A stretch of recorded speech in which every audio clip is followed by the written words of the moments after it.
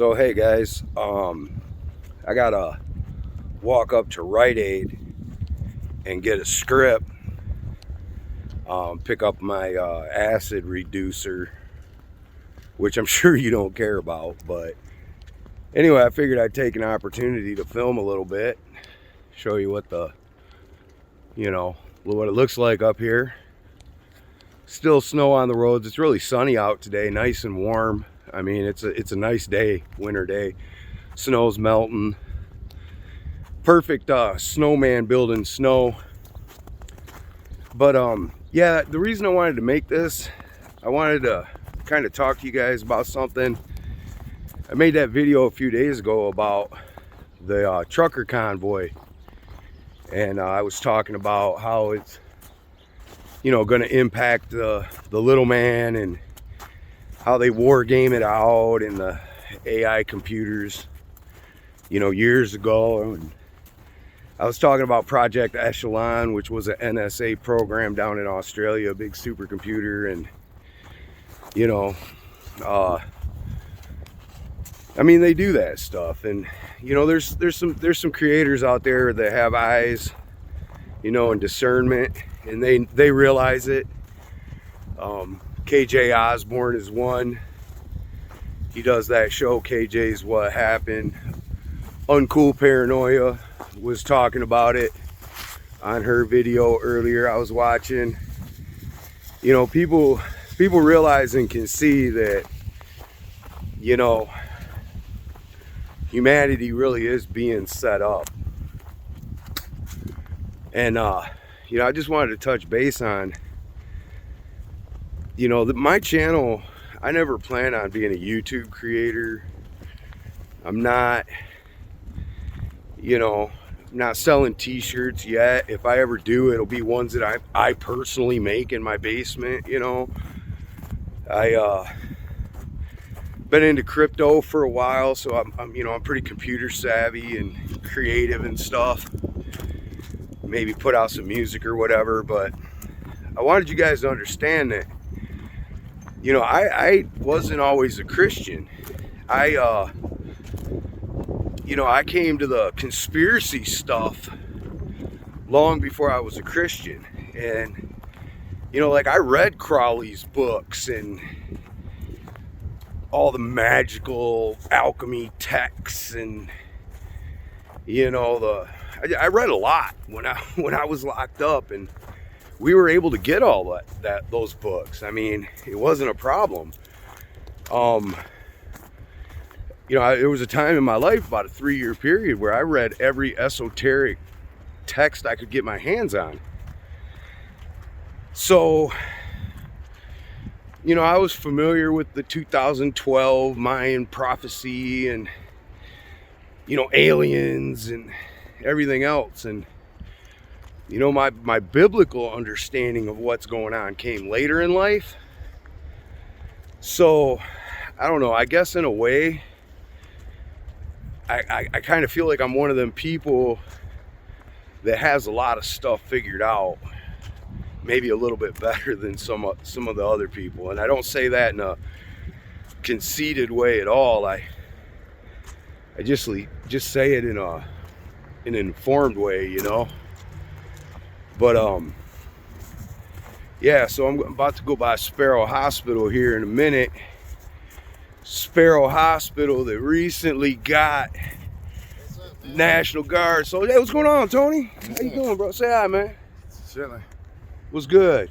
Yeah, I was just talking about Sparrow and how they got the National Guard up there working because they're so packed. Does it look packed to you? Yeah, no. Yeah, man. I ain't even been. Yeah, I ain't even. Right here. No, I didn't know you moved, bro. Yeah, hold on, I'm gonna pause this, guys. Hey, guys. So yeah, man. That's the way my town is, man. I be running into people that I know. I'm kind of known in Lansing. I've been here, born and raised. So it is what it is. Anyway, I'm gonna turn this camera around because I really want you guys to see just exactly how busy Sparrow Hospital really is. You see that? That's the emergency bay. I mean, I'm telling you guys, I live 2 blocks from it, and you know, we ain't even been hearing helicopters like we used to. But so back to, that's not what this video was about. I just wanted to side note that, you know, this is just a walk and talk video, you know, just rambling. But I really, you know, I do this YouTube channel so the people who maybe don't have finer points of understanding on eschatology, and eschatology meaning end times teaching, maybe the people who don't really understand some of the finer points hopefully watch my channel, because I know some of the things I say are controversial, and you know, they maybe make people mad or make them think a certain way about me. But I can assure you, I'm a Christian. I love everybody. There ain't nothing nobody can do about it. I mean, I can get punched in the face and still love you. I might punch you back because I'm human, but I still love you, you know. I understand that there's evil at work. And I was watching a video earlier doing some work on the computer, and somebody was talking about how you know, the aliens and stuff, and somebody made a comment about how they're just spirits. And yeah, I'm gonna stop here because as you can see, I'm on Michigan Ave now, and it's a little bit busy over here. But you know, I'm gonna tell you guys, man, I firmly believe that the aliens are not just spirits. They're not. People get stuck in their understanding of things from the teaching that they learn. So if the learning that you have is purely biblical, then you're going to look at things from the standpoint of what the church has taught you regarding demons and angels and stuff. Whereas somebody who has a background that comes from the other side of the conspiracy world and then came to Christianity, you might have a different understanding. For example, mine, and I've stated this before, is that aliens are physical beings with extremely long lifespans. So look guys, real quick, I'm going to that Rite Aid over there, but because it's Michigan Avenue and it's busy, instead I'm gonna walk this way just so I can talk to you guys for a minute, because it really is nice out here. Look, in there you can see the state capitol down there. So anyway, you know, my understanding, and I read a book one time, and it was I forget what the exact title was, but it was something like The Esoteric Teachings of the Secret Societies or something like that. And it was like a catch-all book of all the different secret societies and what they taught about how creation came to be. And basically what it was that it's the tree of life, the Kabbalah tree of life, the Sephira, you know. You got the top one, and they correlate to the Kundalini and the chakras and all that. And so you got the top one, and then they go all the way down to the root chakra, the earth chakra, the base chakra, whatever you want to call it. And yeah, this is esoteric knowledge. So, you know, be aware and pray on it before you look into it if you're a Christian already. You know, because this stuff can lead you astray. It's based on the Bible, but it's not. It's based on the Talmud, which is other people's interpretation of the Bible, and the Kabbalah, which is like, it's basically Jewish magic is what it is, if you want to know a basic truth of it. So anyway, they teach that energy, God, spirit, whatever you want to call it, filtered down to the earth. The earth is like the physical manifestation of spirit, I guess. And you know, doing the Kabbalistic magic is supposed to be a way to, you know, higher elevate your consciousness and all that. But you know, the thing about it is, you know, if you accept the biblical text for what it says, then you understand that, you know, our physical manifestation on earth is really a test. And hey, sorry about that, guys. I just got a phone call which actually changed my direction. Now I have to go to a different store, and then I got to hit right in on the way back. But anyway, so if you look at this is what I'm getting at with the aliens, right? The demons, right? If you look at the fact that the Babylonian Talmud, which is what has the prophecies about the two messiahs, right? The Messiah ben David and the Messiah ben Joseph, and their whole eschatology teachings, which truthfully, in reality, calls for the death of everybody who's not them, if you want to know the truth. And those are the people that are currently in control of Israel.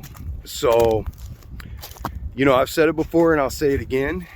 The people who, you know, the preachers who say, support Israel, support Israel, support Israel, you'll be blessed. They don't understand that the government of Israel is not the same as the Israelites and the Hebrews spoken in the Bible. They're just not. It's not the same group. They don't believe the same things. And if you look into the Babylonian Talmud, you'll understand what I'm talking about. I spoke before about the Islamic Mahdi and the Dajjal, which are the Islamic end times figures, put it that way, and how those, all of them relate to the false prophet and our Antichrist. And basically what it comes down to is the Christian bad guy is the other two major world religions good guy. And it's really interesting, but it's messed up, you know.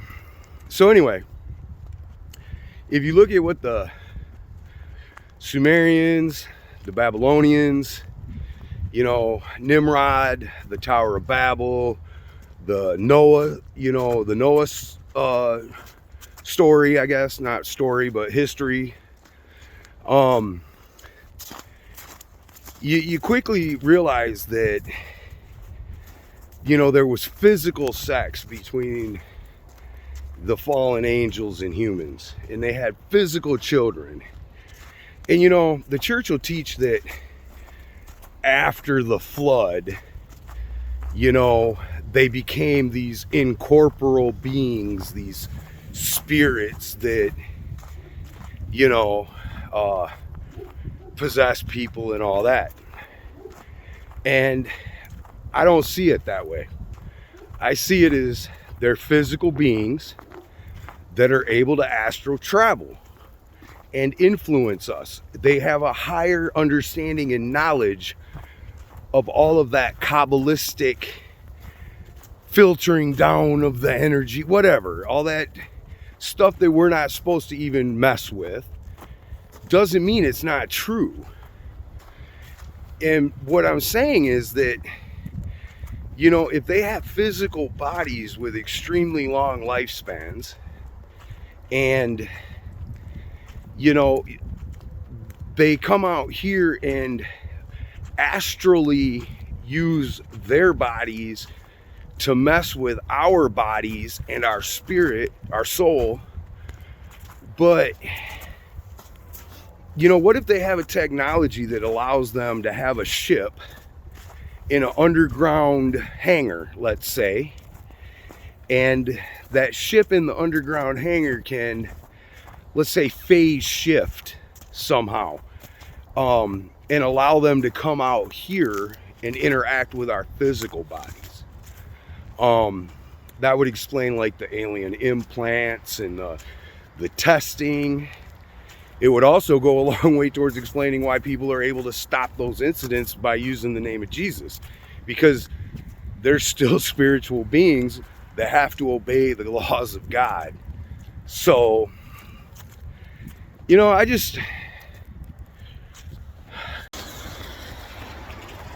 so hey man, sorry about that, guys. I keep getting phone calls and running into people I know and stuff like that. That right there is Kalamazoo in Pennsylvania. That's actually one of the, I guess you could say, rougher neighborhoods in Lansing.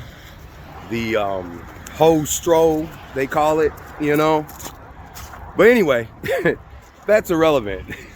I'm gonna edit this and clean it up a little bit before I drop it, because all the phone calls and stuff.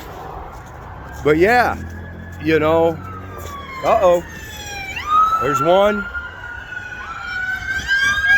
there's two, and there's three. And that was a state boy.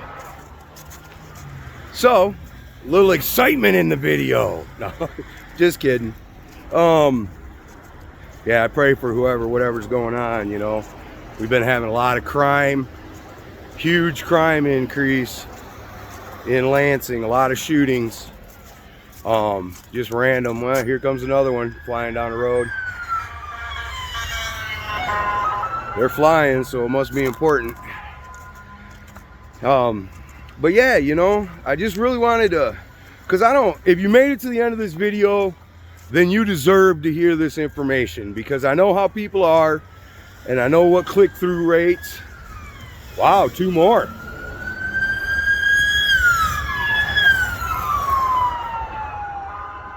Wonder what's going on. I'm gonna have to look into that when I get home.